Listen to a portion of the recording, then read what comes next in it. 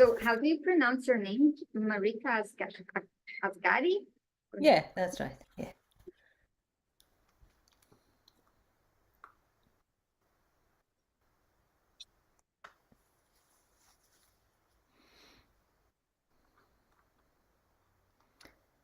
Should I share my screen? Yes, you can start sharing. Ah, I need to get permission. Permission to share.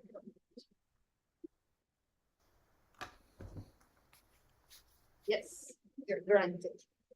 Mhm.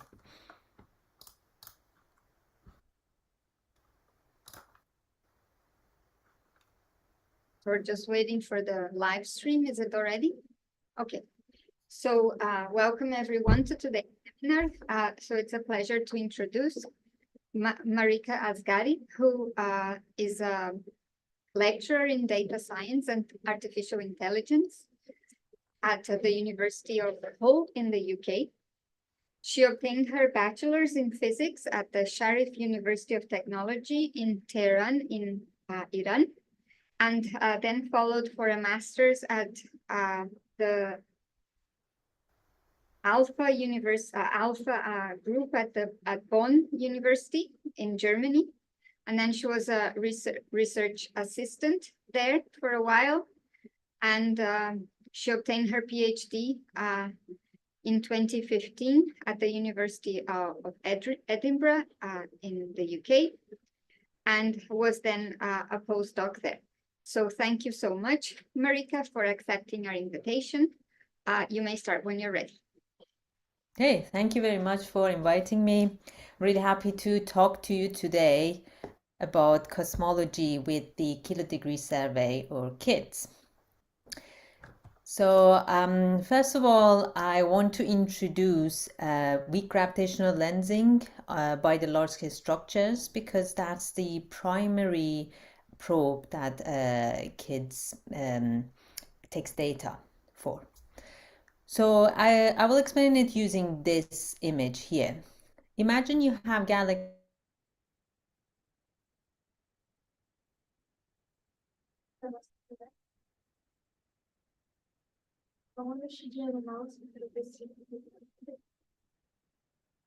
Is distorted, which means that we get distorted images of the galaxies. Now imagine you have two such galaxies in the background, and their light passes by. Image is going to be similarly distorted, and that Marika, creates. perhaps we Yes, can turn off the video because it's breaking up a bit. Maybe we can turn it off. sure. All right, is that better? Yes, much better. Thank you. Okay, all right. So, so imagine you have two such galaxies in the background, and their light passes by similar structures, which means that they will be similarly distorted, creating a correlation between the shapes of the galaxies that we observe. And this correlation is what we measure as our primary signal, and it's called cosmic shear. Now, in order to model this signal, we need to know what is the matter distribution between us and the background galaxies. And also we need to know how far away the background galaxies are, because the further away they are, the more gravitational lensing effect we expect to have. So we need to have two ingredients from the data. One is the shape of the galaxies, and then the second one is how far away they are. And we use redshift to estimate the distance to galaxies in this case. So that was a simple explanation of how cosmic shear works, but let's look at how it works in practice. So in practice, we can't just measure the shapes of two galaxies and get a signal, because this signal is very, very weak, which means that we need to do it statistically over millions and millions of galaxies. So we need high resolution and deep images.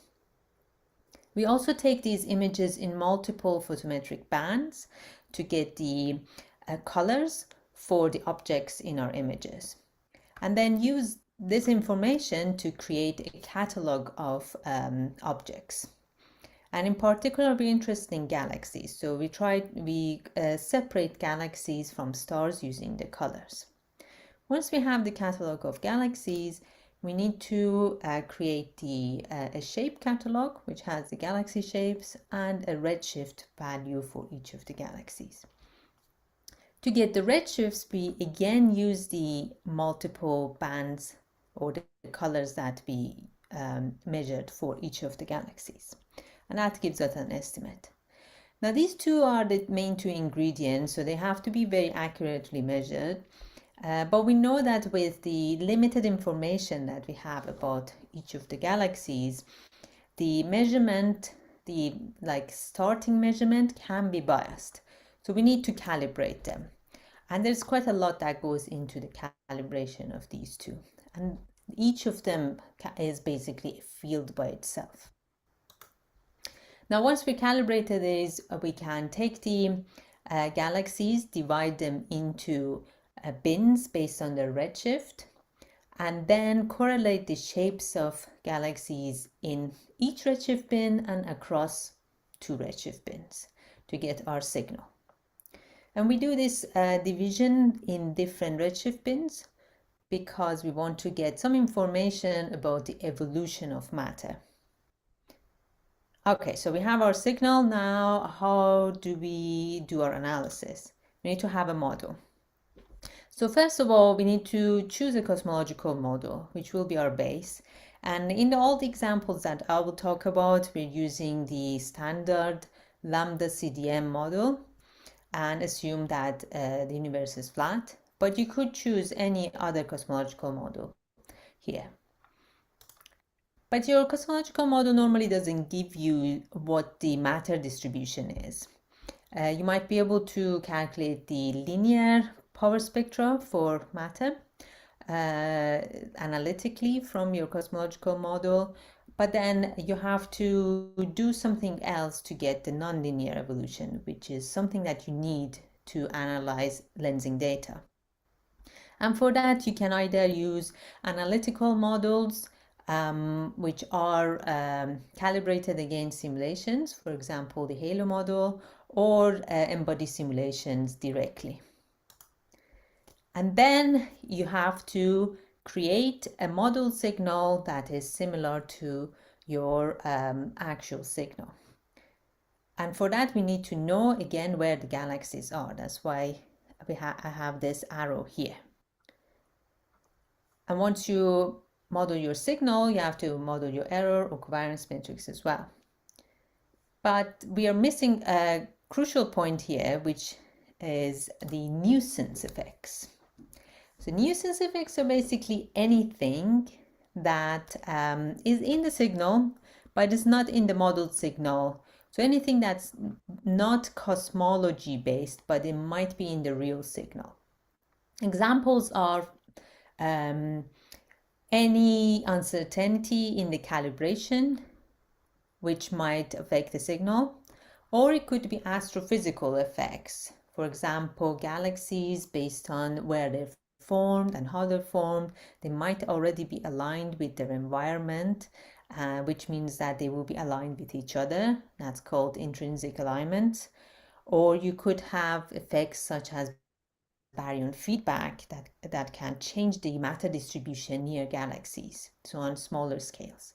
So we need to model all of these and then put them in our signal. And that's when we can finally compare the modeled signal with the actual signal in a likelihood analysis. And then draw our inference, the contours, any tensions that we want to measure, and so on. Now, this is a full picture of the steps, but in a simplified way. But there is another step that we need to also keep in mind when we're doing an analysis, and that's blinding.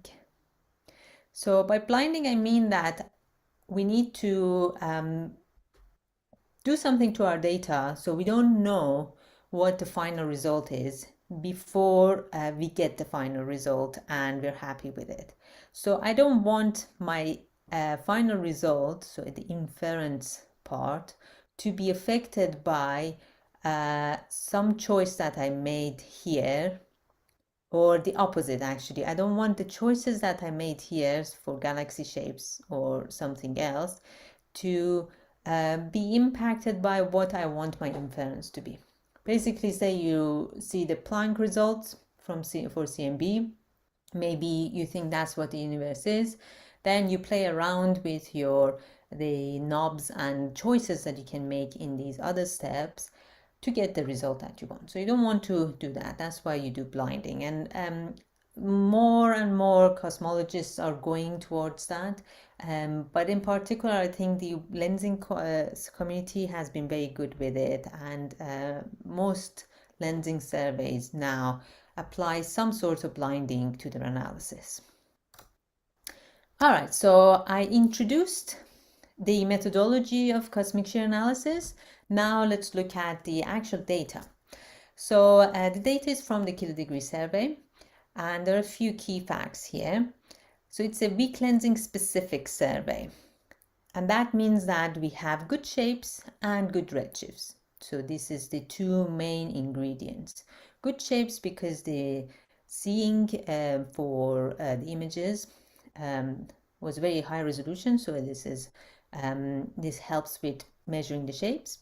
And then we get the redshifts from a combination of KITS and another survey called Viking, which means that in total we have 9 photometric bands.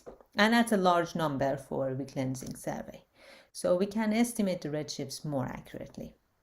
Now we have already analyzed 1,000 square degrees of data, which has 21 million galaxies after all the masking has been applied.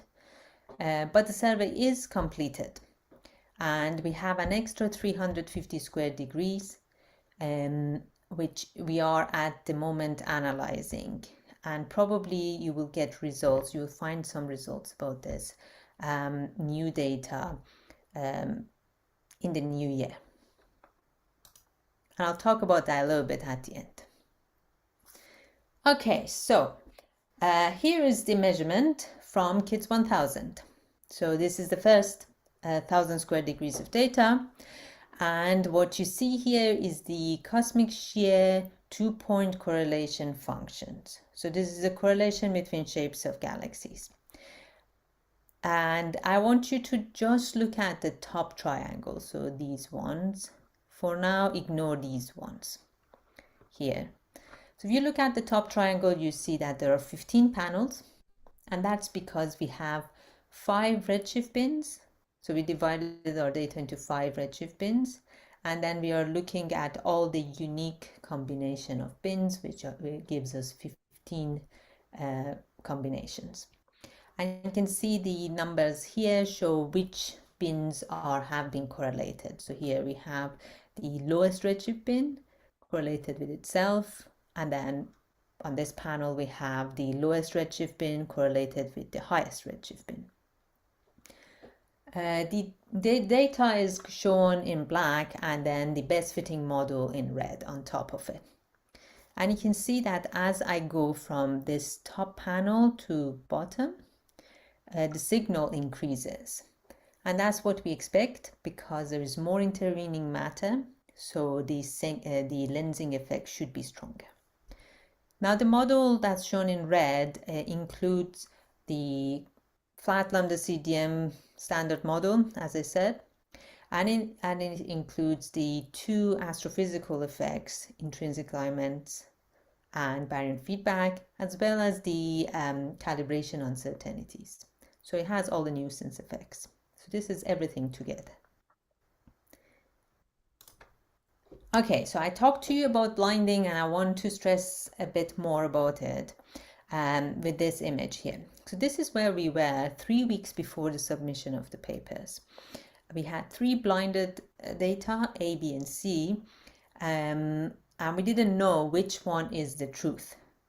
And only one person knew which one it was, and that was Matthias Bartelmann, who's not in our team, so an external blinder. And we had an unblinding party to see which one is the correct one. We actually did a survey to see what people want it to be, and it was kind of divided, polarized. So most people either chose blind A or blind B. So they either wanted to not have any tension with Planck or have a lot of tension with Planck. And I must say, this plot is showing the values of S8 versus omega m. And S8 is defined here. It's a combination of sigma 8, which shows how clumpy the universe is, and omega m, which shows how much matter there is in the universe. And this is the parameter that cosmic shear generally can measure more accurately, and that's why we normally show this S8 value. But it turned out to be blind C, so the one that is in the middle. And here you can see, so the Planck results, if you look at the width of the Planck result in red and the one from kids, you can see that they are pretty similar size. So we have similar constraining power on this parameter. But the thing that you might be a little bit more familiar with is the plot on the right, and that's called the cosmic banana. And that's showing the constraints in sigma 8 and omega m. Now you can see why we define this S8 parameter, because we don't really have any constraining power on sigma 8 or omega m separately. Basically, if you have a universe where there's a lot of matter, but this matter is weakly clustered, it will give you a similar lensing signal to another one where there is a little bit of matter, but the matter is highly clustered. And I must say also that we found a 3 sigma tension in S8 when we're looking at, and you can see it here in this plot, that this is about a 3 sigma tension. Okay, so that was the analysis that was done sometime in 2020. And since then, we have gone back and looked at the different parts of the pipeline that I showed you to see if there was anything wrong there. And we never found any indication that anything was wrong in the data part of the analysis. Now, 9 months after the kids results came out, the DES results came out, and they found exactly the same values as we found. So we thought, okay, this should be simple. We can combine the two data. Now here you can see the footprint of kids and DES. You have kids in orange, and then we have DES in green. There is a little bit of overlap, but we can deal with that. But it means that we can combine the two results and get something that is more constraining. So we thought it would be very easy. We can just run the pipelines and it'll be done quickly. And we were very wrong. And I'll tell you why. So first of all, this is the core team. We gathered the team, which was people who were in leading positions in both of the surveys, so they knew what was going on, so it would be simpler to or quicker to do the analysis. And then we thought, okay, we're not going to look at anything to do with the data itself, so the galaxy redshifts and shapes will be set. We're not going to change cosmological model, but we're going to look at how we are modeling each section. So the bits that are not grayed out are the bits that we looked at. And early on, we found that we can't just combine the two as they were, because pretty much every step of the analysis we made different choices. So we did a test on a mock data. The mock data was created using a combination of choices from kids and DES to maximize their differences. And here, this plot is showing the input value for the mock data in dashed. So you can see it here. And then we give this mock data to kids pipe and then to DES pipe to see what constraints it gives us. And you can see that the constraints are very different, and we can get something up to 2 sigma difference between the pipelines. Of course, this depends on exactly what you put in as the mock data. So this meant that potentially, if we analyze the real data, we could get this kind of 2 sigma differences between the 2 pipelines. So it meant that we had to come up with a hybrid pipeline, which takes the best of 2 worlds and is the best pipeline that we can come up with right now. And that took a while because we had to go through a lot of mock analysis to come up with the best choices. So instead of taking the 2 weeks that I think someone suggested at the start, it took a year and a half to do this project.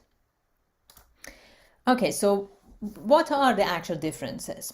So we have differences in the priors, in the likelihood sampling method, in how we deal with the nonlinear power spectra, and astrophysical modeling.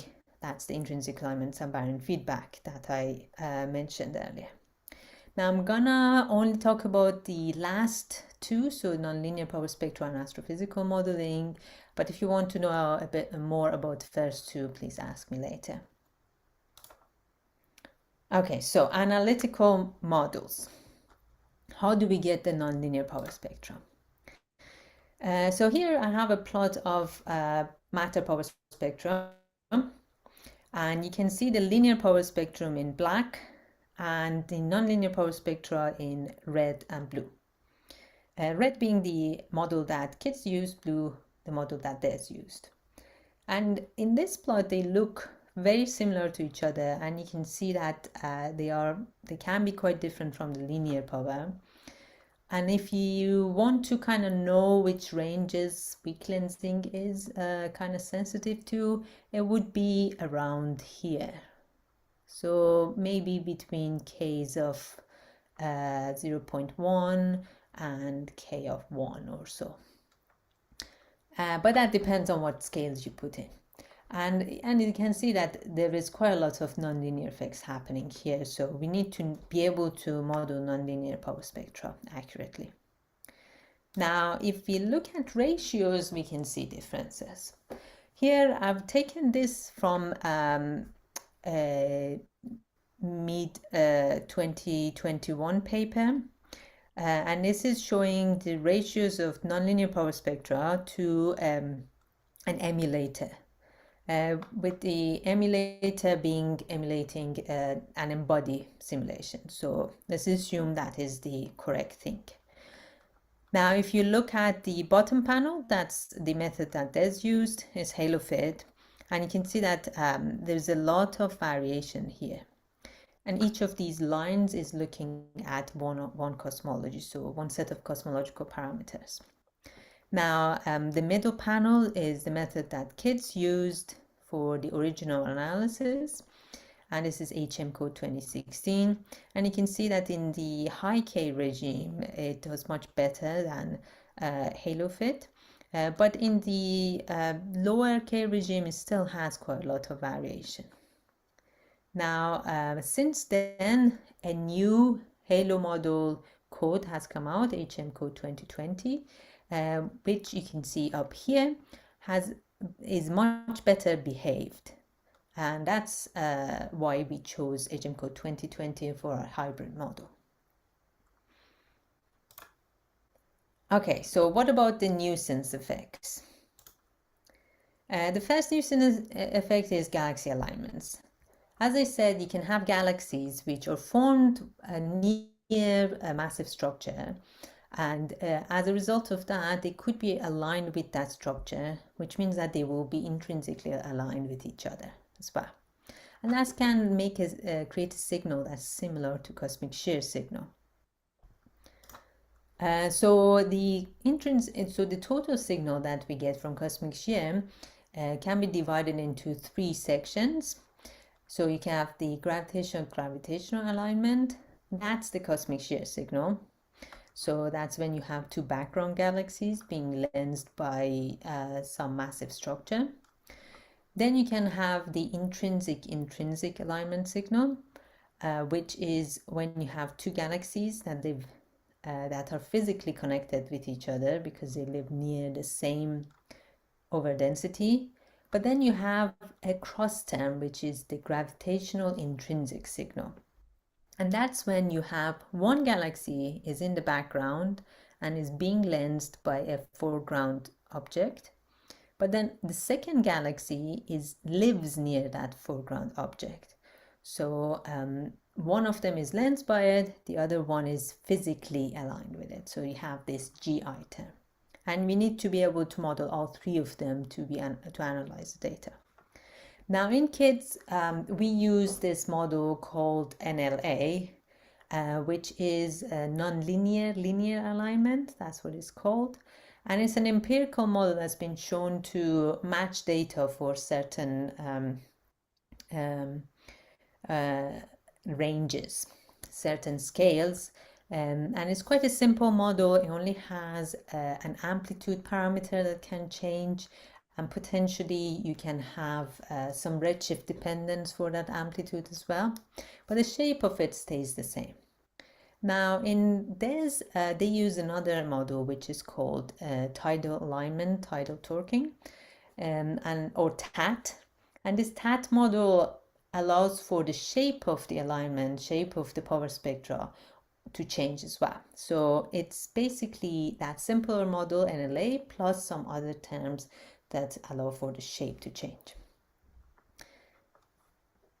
Now for the hybrid method, we decided that we don't need the full complexity of the TAT model, because currently there is no evidence that we need this much freedom in the data, and even in there's analysis, they found that the results were consistent between the two models. Only that with TAT you can get larger error bars. So we decided to go for the simpler model, but allow for the redshift dependence of the alignment. Okay, and then the second astrophysical effect is baryon feedback. Now here, what happens is that you have galaxies, and in the center of galaxy you have a supermassive black hole. And if that's active, you have active galactic nuclei, which creates these jets, and these jets are very powerful and they can push matter around, which means that they kind of like take matter out of the center of dark matter halos. So you get an effect which kind of looks like this. So here we're looking at the power spectra from a hydrodynamical simulation, so a simulation that has these AGN effects, versus a simulation that is dark matter only, so only gravity affects it. And you always see a scenario that looks kind of like this. When you go to large scales, so that's small k's, you don't see any effect, because these scales are much larger than the scales of galaxies. And then as you go to smaller scales, it starts to become more important, and it reduces power up to a point, and then the power is increased and goes up and shoots up. And then depending on how strong your AGN feedback is, you can get more suppression or less. And this is what's shown here.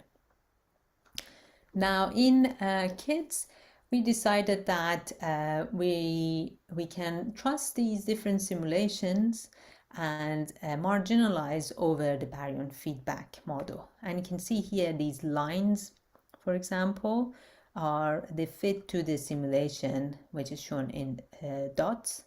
And this is again from the Halo from HMCO 2020 paper, which is Mead et al. 2021. And this model can kind of capture what's happening in simulations, which is here Bahama simulation. So we chose to do this. In this, they made a different choice, and that was to say that we don't really trust what's happening with simulations. We don't know exactly what baryon feedback does, so we're going to be more conservative. And instead of marginalizing over this parameter, we're going to make scale cuts. That means we're not really sensitive to this effect. So they did like scale cuts, let's say, that are equivalent to around here. So you don't see much of an effect. Now for the hybrid model, we found that it's better if we do both because it reduces projection effects in parameters. So what we did was we used the scale cuts that Des defines and also marginalized over this barren feedback parameter. Okay, so now let's look at the main results. So we have the fiducial results, looking at S8 here now, which is shown on top. So that's the pink star. And then as comparison, you can see the Planck result at the bottom here. And this is now a much smaller tension, so it's only 1.7 sigma lower than Planck. And this is because both DES Year 3 and KIDS 1000 results have been shifted up, but for different reasons. And when you combine these two together, which are consistent, you get this pink here. And now, while we were doing this analysis, HSC Year 3, which is another cosmic shear survey, they submitted their results, and we asked them if they can reanalyze their data with our hybrid pipeline, and they accepted. And these purple lines here shows their results, which are again very consistent with what we find. We also looked at a few variations for the hybrid model. The first variation was to look at what happens if we fix the mass of neutrinos. And you can see here, we're comparing that with Planck with fixed neutrinos as well. And you see a small shift to larger values in both cases, but this is mainly due to projection effects and prior effects. So this doesn't really affect us. Then we looked at other intrinsic alignment models. So one was to use basically exactly the same model as KIDS used, and then the other one was to look at exactly the same model as DES used. So if you use NLA without redshift dependence, the model that KIDS used, you don't get any difference. It's exactly the same. So the redshift dependence doesn't really do anything to the data. But if you use the TAT model, you see a shift.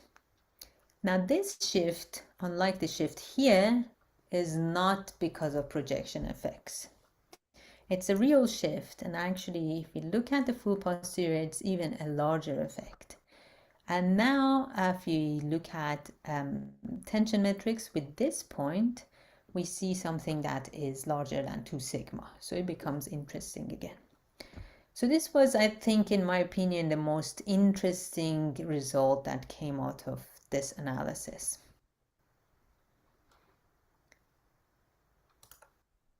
Okay, so here's a summary of the more recent cosmic shear results from these 3 surveys that I talked about.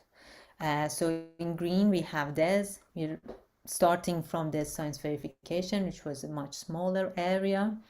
And here I'm not showing all the reanalysis that has been done. There's been many reanalysis for cosmic shear data from the same teams or external teams, but I'm not showing that. I'm just showing the original results for each of them.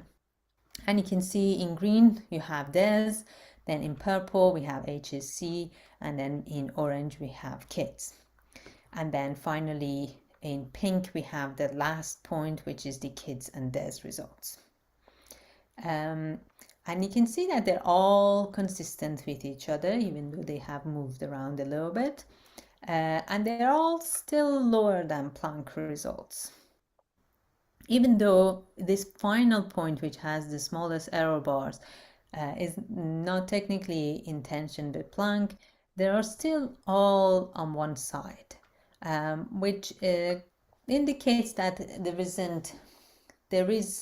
if there is a statistical fluctuation, it's probably statistical fluctuation that is means that Planck result is a little bit strange, or there is still something happening in the data, or in the model that causes this difference. Okay, now I'm going to move on to other probes of large-scale structures, because that's not all we can do with KISS. It's not just cosmic shear. So cosmic shear, we're looking at correlations between shapes of galaxies, but we could also look at correlations with positions of galaxies. So that's called galaxy clustering. And we know that galaxies are tracers for matter, so this is also probing the matter distribution. Then we have another probe, which is the cross correlation between cosmic shear and galaxy clustering. It's called galaxy-galaxy lensing. And in this case, we're correlating the shape of a background galaxy with the position of a foreground galaxy. And this tells us about the matter distribution around the foreground galaxy. So for KITS 1000 analysis, to do this, we chose to combine with an external survey, so with BOSS and 2DF lens, both of which are spectroscopic surveys, which means that we can get the positions of galaxies and their redshifts accurately, and both of which have overlap with KITS. KITS North, which is shown up here, in pink, has overlap with BOSS, and KITS South has overlap with 2DF lens. When we do this, we get the galaxy clustering from BOSS only, and that is shown, the result of that is shown in blue. And then you can see the cosmic shear results in pink at the bottom. And then when we combine galaxy clustering and cosmic shear and galaxy-galaxy lensing all together, we get this red contour. And then for comparison, you can see the Planck results as well. And this also gave us the 3 sigma tension back when we did this. Of course, if we change the cosmic shear results now to the DIS plus KITS cosmic shear, this will be shifted up a bit. So you have to imagine you move this pink contour higher up and make it smaller, and then combine it with the blue one, as the blue one wouldn't change. But for KITS Legacy, we have different plans. First of all, for cosmic shear, we have the extra 350 square degrees that I talked about, and that can decrease the error bars by about 17%. We also have the possibility of adding a higher redshift bin, and it seems like this is a pretty sure possibility now that we're getting closer to finalizing our analysis, and that can lower the errors by another 35% or so. So we expect to get smaller errors from KITS Legacy compared to KITS 1000. Even though it's not a lot of data that's been added, the addition of this higher redshift bin can really give us a lot of signal to noise. We also have 2 shear measurement methods, although one of them will probably come out after the main result has come out. So there will be a reanalysis with the second method. And we have multi-band image simulations, which we didn't have for KITS 1000. And that can make the calibration much more accurate. And then what I'm really excited about is that we're going to have a KITS-only combined probe analysis. So we're not going to rely on external data for galaxy clustering and galaxy-galaxy lensing. All right, so in order to do that, we need to be able to push to smaller scales. When we were looking at the BOSS survey, so if I go back to this image, you can see the BOSS survey, which gave us the clustering signal. It's very big. So even if you cut the scales and only use linear and like quasi-linear scales for your analysis, you still have a lot of data. But if you look at KITS, it's a fraction of the size of BOSS. It's actually 9 times smaller. So in order to get any signal that's reasonable from KITS, from galaxy clustering, we need to push to smaller scales. Now, when you push to small scales, things become nonlinear. So how do you model it? One way you can do that is using the halo model. Within the halo model, we assume that all matter is within spherical halos normally. And if we know how these halos are and how they're distributed, so the halo profile, halo distribution, and halo bias, how they're biased with respect to matter, then we know everything we need to know about the matter distribution. So we can produce our power spectra, for example. On top of that, if we know how galaxies populate these halos, which is called halo occupation distribution, then we can also get the galaxy clustering signal. Now, this image here is from a recent halo model review that you can see cited here. If you look at the left panel, this is showing an embodied simulation result for a massive cluster. And then in the middle panel, this is halo modelified by making the halos spherical, basically. But you can see that the overall structure is preserved. And then on the right-hand side, we're looking at how galaxies populate, might populate such an overdensity, and how they are biased traces. Okay, so we need power spectra. We can get that from halo model. The way we do that is by getting the power spectra or correlations within one halo, and then correlations between halos. So power spectra of two halos. So that's the one halo term plus two halo term. And here you can see how it might look like. You have the one halo term in red, and then the two halo term in blue, and then once we add them up, we get the halo model prediction, which is in green. And on top of that, in black dashed, I'm showing results from an emulator called DarkQuest. And now if we look at the ratios between the halo model prediction and the DarkQuest prediction, with the standard halo model, we get results that are not great. So we can get up to 10% differences here. In some cases, this can be 30% difference, and it's usually known as the transition region deficiency. So there is something missing when we add 1 plus 2 halo terms.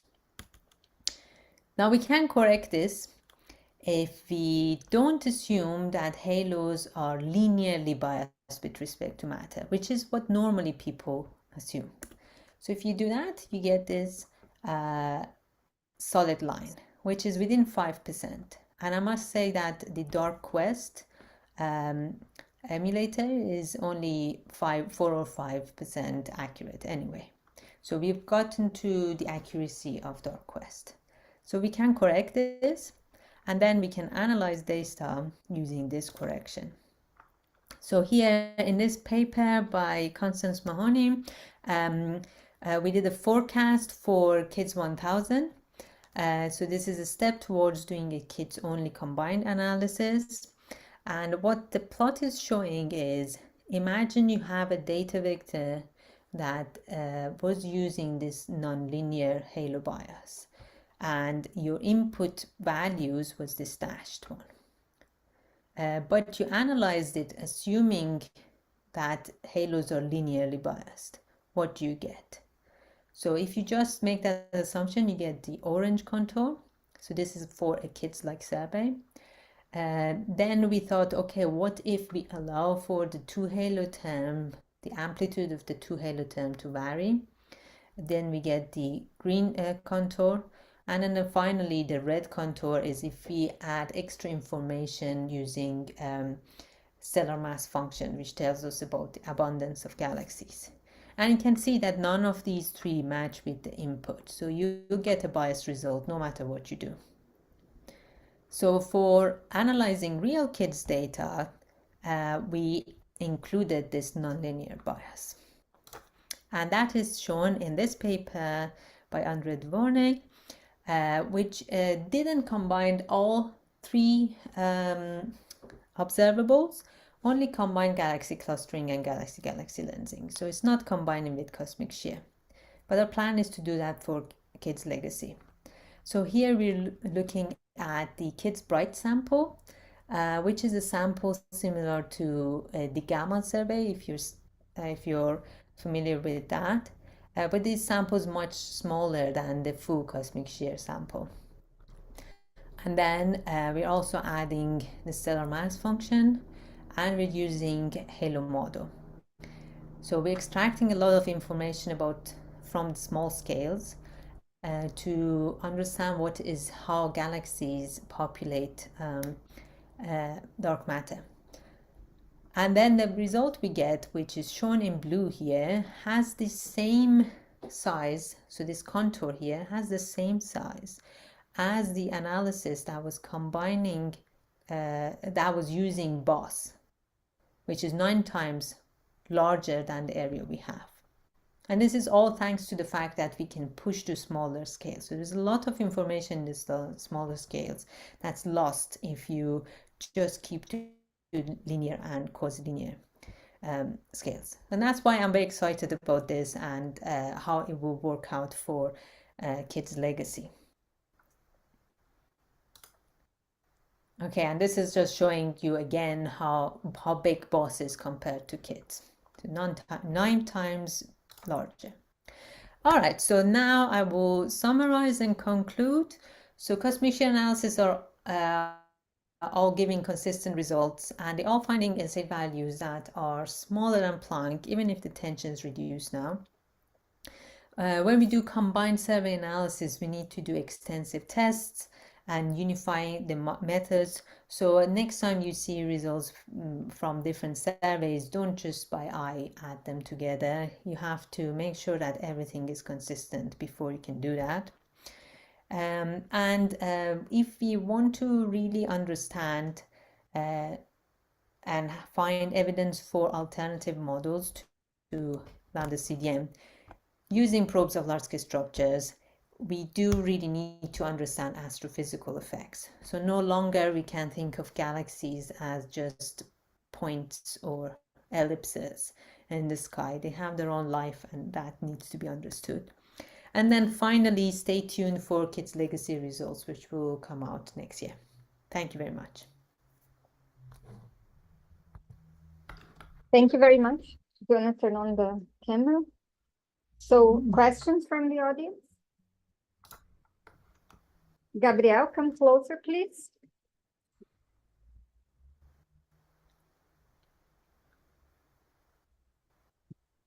Hi, can you hear me?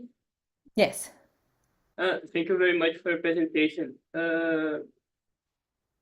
My question I think is hard to respond with certainty, but would you think that this difference in S8 from your observations compared with the Planck is caused by the same motives that caused the adaptation in the Hubble constant measurements? Okay, so you mean that is it like a physical reason for both of them? Some new physics. So this is the golden question that everyone wants to answer. So if you can come up with a model that can fix both tensions at the same time, that would be a very big deal, obviously. And everyone is trying to do that, but so far there hasn't been any model that can really successfully do that without breaking something else. So it is in principle possible because we're looking at something that is early universe, that's Planck data, versus things that are later universe. And we don't really understand what dark matter and dark energy are. So it could be something to do with that. So it's not impossible, definitely, but it's not easy to find a solution for both of them. So that would be my answer. All right, thank you very much. More questions?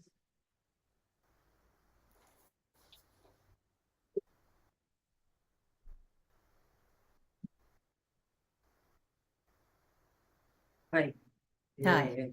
For the lecture, I have a couple of questions. The first one is about the baryon feedback. I saw there was a line that it was not getting up, was the line was going down and down. My question is why? Let me bring it here. You mean the dashed line here? Yeah. Okay, so I didn't explain what that one is. So the simulation result is shown in with the circles. Then the model that's discussed in this paper, which is HM Code 2020, is the solid lines. Then the dashed line is the model that was used in the previous HM Code, which is HM Code 2016 or 2015. And that model only captured the downturn, not the upturn. So I must say also that upturn is something that we expect to definitely have. But for cosmic shear purposes, we're not really sensitive to this region. As I was showing, we're sensitive to more like this section here. So it didn't matter so much that it didn't capture the upturn for cosmic shear analysis. But for other analysis, it could be important. Thank you. The second question is about the neutrino mass. Why fixing this parameter? So the neutrino mass, it's something that is very we are very insensitive to for cosmic shear analysis. So in KIDS analysis, we fixed it to the minimum sum, which is the 0.06 electron volts. In DES, they decided to leave it as a free parameter. And eventually for the hybrid analysis, we decided to just go with the DES choice to keep it more conservative. But as you can see here, the difference between the keeping it free or fixing it to a value is very small, and pretty much all of this is a projection effect. So it's just the prior effect. If you look at the full posterior, they are exactly the same. Okay. So if you fix the value in a different than the minimum, you should see a similar effect. Yeah. You won't see very much happening basically with the neutrinos. And in the last one, why the shift is to the left and not to the right as we see in the previous? This one, you mean? So this is showing that the TAT model is the intrinsic alignment model, right? And intrinsic alignments normally cancel out some of the cosmic shear signal. That's how they work. So they're kind of like the opposite direction almost. So this is showing that the TAT model is finding more intrinsic alignment in our data, and then it's subtracting it sort of from that. And then you get a smaller S8. It could have gone the other way as well. It's just that when we analyze the data, we find values for the parameters of TAT, which are basically not exactly consistent with NLA. That's why it's giving you a result that's different. So it's not very inconsistent. As you can see, the 2 points have a lot of overlap, but it's a sigma shift. So it's considerable shift with changing this part of the model. So there's something in the data that's preferring some scale dependence that is not in our hybrid model. It could be a systematic, or it could be intrinsic alignments, or it could be something else in the data. It could be like something to do with another physical effect, like maybe dark matter distribution is different or something. I have two more questions, but Okay, does anyone else have questions? I have one that is, what are the prospects with the upcoming facilities?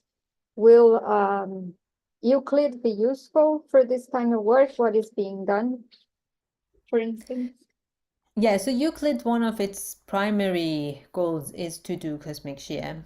So it's one of its key projects, and they will hopefully have a lot smaller error bars than what we have here, because they're looking at a very large fraction of the sky, so almost full sky that you can use.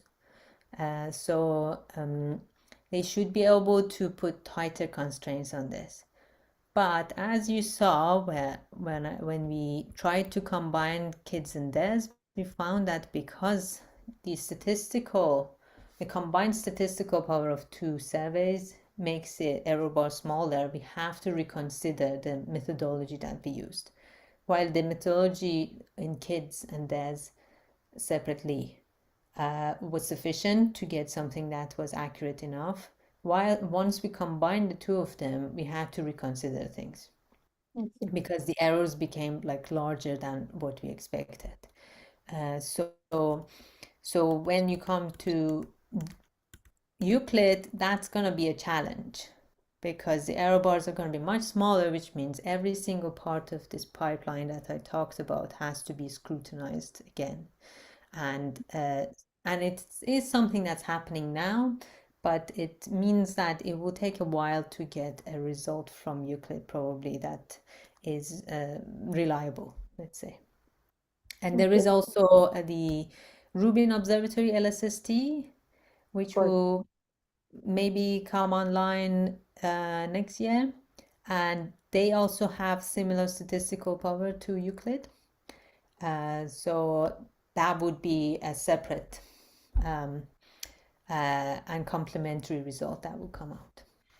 And there are other ones too. So there's like another survey by a Chinese survey, which is kind of equivalent to Euclid. CSST And that, in the yes, optical. yeah, so they will have an extra constraint there. So it will be definitely very exciting era for recleansing. Thank you. And the last thing is HSC, why does it give such huge error bars? Yeah. So you might have telescope. noticed that this here. So this is year 1 and these are year 3 and they have the same size error bars, although they've added more data to their analysis. So HSC, they've had issues with calibrating their redshifts. And as a result, they used very conservative errors on the redshifts. Okay. And which means that they can't really utilize the whole constraining power. This is like one of the things that could be a challenge for, say, Euclid and LSST and so on as well. As they are going deeper, so the HSC is a lot deeper than kids and DES. It's going to be galaxies that are further away, and it's going to be harder to calibrate the redshift of galaxies that are further away, basically. Makes sense. Okay, thank you. There's 2 more questions here, and then I suppose we're done because we're already on time, but go ahead, please. I'm interested in the comment that you did about the priors and the likelihood, because I'm trying to learn how to work with the kids' likelihood. All right. What are the differences that you mentioned or that you said you were going to mention? Okay, so I might have a slide. Let me just check.